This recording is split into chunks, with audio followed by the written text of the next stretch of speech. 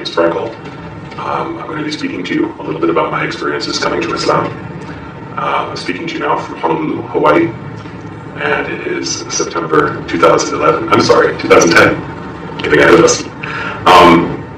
I am a professor of comparative religion, and I teach classes in Islam also at the University of Hawaii at Manoa. And I've lived in Hawaii now for just over 2 years, and just entering my 3rd year. And some brothers asked me if I could speak about my experiences, so hopefully, inshallah, I can do this today, and if this is helpful to anybody, may Allah give us all hidayah. As I said, I came to Hawaii 2 years ago. Before that, I lived in New York City. I was born and raised in New York City, born in 1969, and grew up in Manhattan and part of the time in Brooklyn, another few years of my life. For the most part, I had a very happy family life. My parents raised me not with any particular religion, but I think with a basic set of moral values. Actually, by heritage, my background is Jewish, but I grew up in a very secular household, and there wasn't a lot of religious practice. The only connection I really had to any kind of traditional religion was from my father's side, my grandmother, my father's mother, who was a practicing Jew. And, it's from her that I learned a few things, Bible stories of the prophets. And for a brief period, my parents actually attempted to send me to a Hebrew school to learn more, but I was not very comfortable there, and actually got kicked out for asking too many questions. So this is probably my character, and it has brought me, I should say, to where I am today. As a professor and as a Muslim, I continue to ask a lot of questions. So I grew up in this way, without any real religious foundation, and this continued through my life into my late teens, and I was actually at the age of 13. I had 2 experiences that are worth mentioning. One, I read the Communist Manifesto of Karl Marx and decided that I was a communist at age 13. I thought the values were sound, and I thought the philosophy was potentially beneficial to people. Also, at that time, I suppose this might be one of the earliest exposures to Islam that I can remember.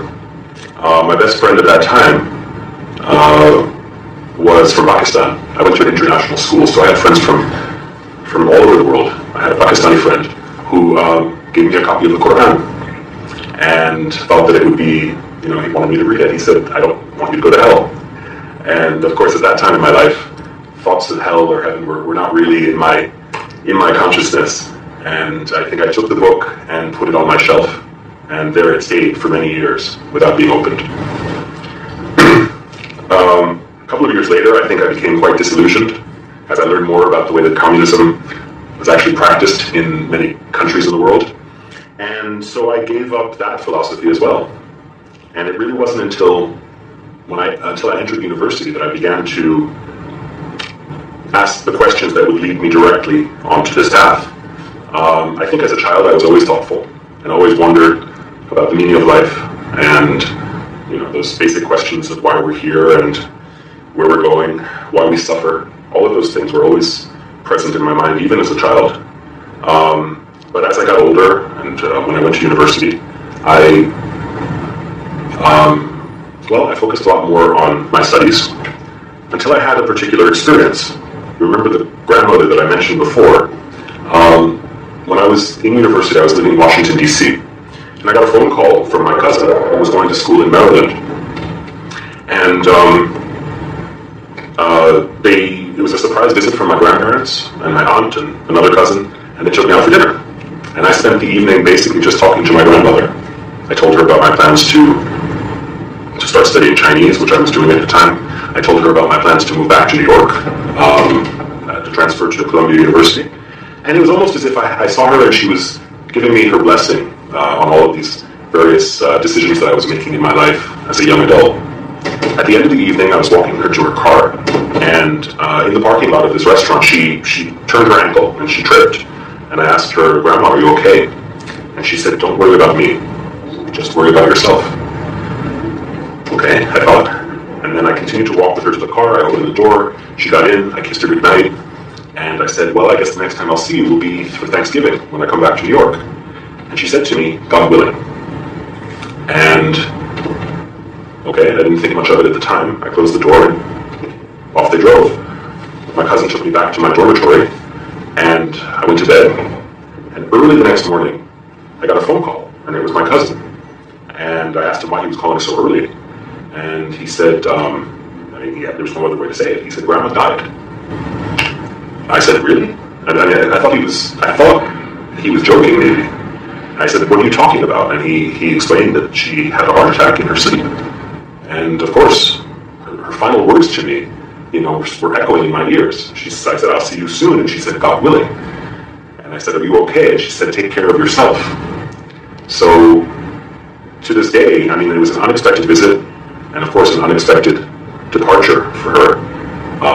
And to this day, I can only wonder, about the meaning of that encounter with my grandmother, who, of course, as I said, was my only link to traditional religion. I went back to New York for the funeral, and it was a traditional Jewish funeral. And the rabbi who was giving the eulogy spoke about my grandmother and said, "Sarah was a rare treasure," he said. "She was like a jewel, and now God has taken this treasure back to him."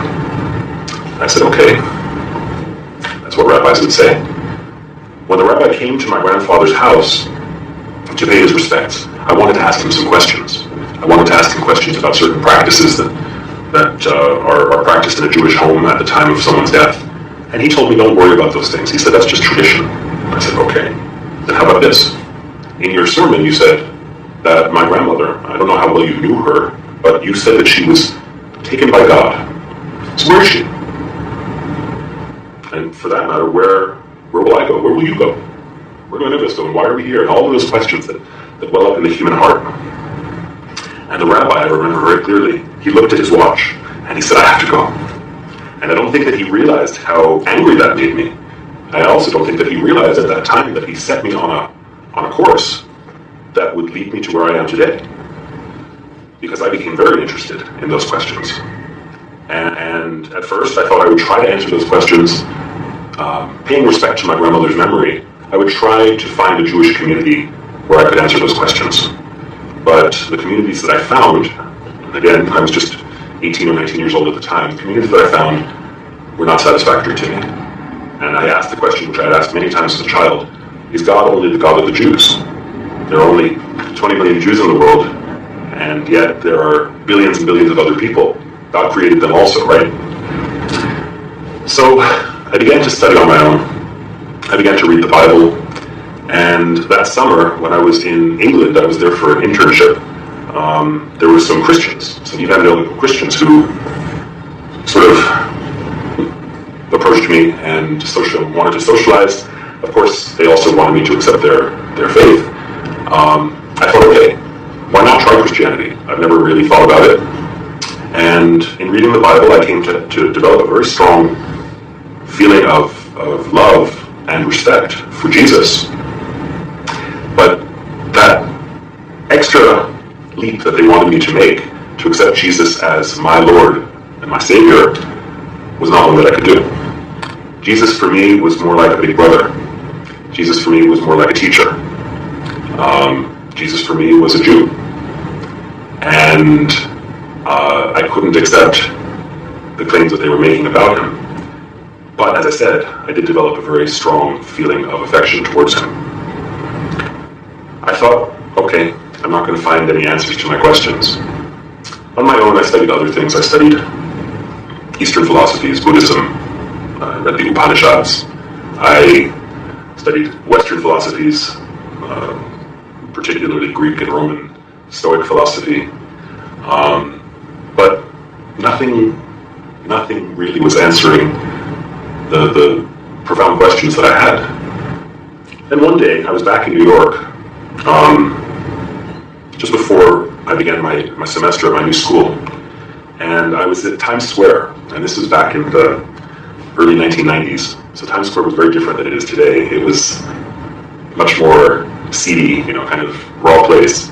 There were drug addicts and prostitutes, and there were all sorts of religious preachers. And I remember speaking to one guy. I always love to talk to people about religion, often as a skeptic. And there was one guy who was a Jew for Jesus, and he was telling me what he believed, and I'd heard it before. To me, it was basically Christianity. And he asked me how to pray with him, and I said, I'm sorry, I don't believe what you believe. He said, do you believe in God? And I said, I think I do. And he said, then pray with me. We'll just pray to God. He put his hand on my shoulder, closed his eyes, and started speaking to the Father. And with his eyes closed, I started to look around at where I was, and I saw at the other corner these men with long black beards, white robes, jalabiya, white turbans. They were African or African American, but they looked like they had walked right off the pages of the Bible. They looked like Noah or Abraham or something like that. So I thought, well, I know you shouldn't judge a book by its cover, but why not? Why not talk to them? And I went over after the Jew for Jesus finished praying. I went over to them and I asked them what they were preaching. And they told me I probably wouldn't be interested in it. I said, why not? And they said, well, because you're the devil. I said, really? I'm the devil. And they said, well, all white men are devils. And I said, if I'm the devil, let me just ask you this one question. If I am the devil, why am I so thirsty to know God? And they explained to me that even the devil believes in God. And I asked them, I said, where did you get this knowledge? I actually knew, I had written a paper in college about Malcolm X and the Nation of Islam. And so I understood that they were probably some derivative of that black nationalist movement. But I asked them what their source was for this claim of my satanic nature. And they gave me some verses from the Bible, Book of Daniel, I think. And I said, no. If I want the Bible, I can go down the street to the Jew for Jesus, or to some other Christian. What about your book? Don't you read the Quran? And they said, yes. And so they gave me some verse to read from Surah Al-Kahf. And I took it home. I took home the paper that I wrote it on, and immediately I went up to my bookshelf where I had the Quran that was given to me about 6 years earlier by my friend Mansour. And I started reading. I looked for the passage that they had directed me to, and of course I read it, and there was no indication there that I was the devil or that any other white person was the devil. But since I started reading, I went to the beginning of the book, and I just began to read. And I read, and I read, and I read until I fell asleep with the book in my hands. And the next day, I read, and I read, and I read when I had some free time. And any time I had free time between classes, when I was commuting to school on the New York City subway, I was just reading the Quran. And it moved me in a way that other books hadn't. Certainly in a way that the Bible didn't. The Quran's directness and the fact that the Lord of the worlds, right, the Creator, as the book describes the author, is speaking directly to you at times. Very direct way, very intimately. It moved me in a way that I had not felt before. And I can't tell you where or when exactly. I know that there were times that I would read it, and sometimes I could feel tears in my eyes and running down my face. Sometimes I would read it, and the hair on my arm would stand up on the back of my neck. And I can't pinpoint precisely the time or the place, but at some point I think that I had realized that I was reading the words of God. Well, around New Year's of that year, this is, I guess, about 1990, January 1990, I was out with some friends from high school. We were having coffee, and we were just talking about what was going on in our lives. They asked me, what do you believe these days? They knew me when I was a communist, and they knew me when I went through many different phases as a young person. And they knew me as someone who didn't really believe in anything. So they asked me, and I said, well, I believe in God. And they said, really? What God? I said, there's only one God. And they said, where did you get this from? And I said, well, for me, it was from reading the Quran. And they said, so you've been reading the Quran, so you must believe that this is the message of God and Muhammad is the messenger of God. And I said, yeah, I guess so. So they said, okay, let me get this right. You believe that there's only one God and that Muhammad is his messenger. I said, yeah, when you put it that way, I do. And they said, you're a Muslim. And I laughed. I said, I'm a Muslim? You're a Muslim. You're from Pakistan.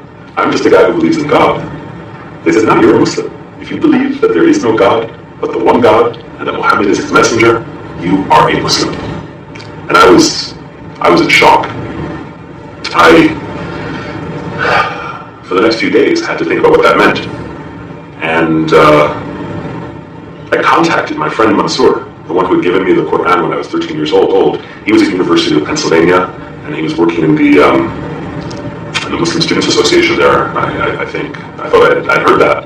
And so I asked him if he could send me some literature that might, give an introduction to Islam and also, the life and the requirements, I guess, of a Muslim. And he sent me a book or two, and one book in particular, Islam in Focus. I can't remember the author's name right now, but this book provided a very good introduction, not only to basic beliefs, but also to the 5 pillars of Islam. And I learned how to make salat. I learned how to pronounce the Shahada. I learned how to make my wudu. All of these things from that book. And I started praying. I guess you could say I was a closet Muslim, because I was living in my parents' home at that time, and I would close the door, and I would say my prayers. And even the first time that I ever fasted in the month of Ramadan, I did it completely on my own. I had no community. I just found out what time the sun would rise and what time the sun would set, and ate at the times that were permitted. And so for the first 6 or 8 months of my life as a new Muslim, I did this completely alone. And my guide was the Quran and the book of this scholar. And that's the story of how I embraced Islam, actually. At a certain point, I had to tell my family. And so this was sort of coming out of the closet. One night at dinner, I was sitting with my family, and I told them, I said, I've been reading the Quran. They said, yeah, we know. We've seen you carrying it everywhere. And I said, I really believe it. And I said, what I've learned is that besides believing, there are certain practical implications of that belief, which I have chosen to follow also. So I guess that makes me a Muslim. My mother's reaction was very strong. She cried. And I think she asked herself, and probably looked at my father and thought, where did we go wrong? How did this happen? I think my father's approach was much more relaxed. He probably thought to himself, well, my son was a communist when he was 13. He was, a skinhead when he was 16. He went through so many different phases, maybe this is just another phase. And I suppose both my mother and my father were onto something. I mean, this was a phase, but it wasn't just a passing phase, or so I thought, or hoped. And my mother must have realized that I was serious. But of course her reaction was one of fear and regret, which I suppose are understandable when one is ignorant and only has distorted perceptions based on misinformation or limited information. So there were great challenges in those first years trying to communicate with my parents. I have to say, alhamdulillah, they are very understanding and they've been very patient, and we've come to a better understanding. At first I think my mother worried that I would turn into some kind of a monster, but I tried to reassure her that, since embracing Islam, I'm a better student. I think I'm a better son, and it wasn't as though I was a bad person before Islam. Maybe for some people, setting foot on this path is necessary for them to be able to reform themselves. In my case, I thanked my parents, actually, for giving me the values that I was able to recognize when I came to Islam. And as I said, I wasn't a bad person, inshallah. Islam has made me, makes me, and will make me a better person. So, everybody's path is different, how to get there, and even once they embrace Islam, everybody has a different way of understanding this path. For me, it has a lot to do with learning and knowledge. I think that the basic purpose of life, the basic purpose of Islam, is to gain knowledge. Knowledge of ourselves, knowledge of our world, of our universe, and knowledge of our intimate relationship with Allah. So this has propelled me into my career. I don't know that I would be a professor today if I hadn't become a Muslim. I'm not saying that everybody should be a professor, but for me it's been a long journey of learning and now teaching. Along the way I've gained a great respect and appreciation for other religions also, which I don't think I would have had I not had this grounding in Islam. And I think that's something that new Muslims should take to heart, is that when one becomes a Muslim, one doesn't become a different person. Rasulullah sallallahu alaihi wasallam said that people bring to Islam what they had before. So even among his companions, there were people who had special talents or challenges, and these are ones that they would have to continue to work with or to work on after entering the path. So similarly, I think I can say that's true for me. There are many challenges, and life continues to have its struggles. It just requires patience. For me, this is almost a 20-year journey, and only Allah knows how and where it will end. So my advice to new Muslims, or even to people who have been Muslim for a long time, is just to bear with patience and see what Allah will surprise you with.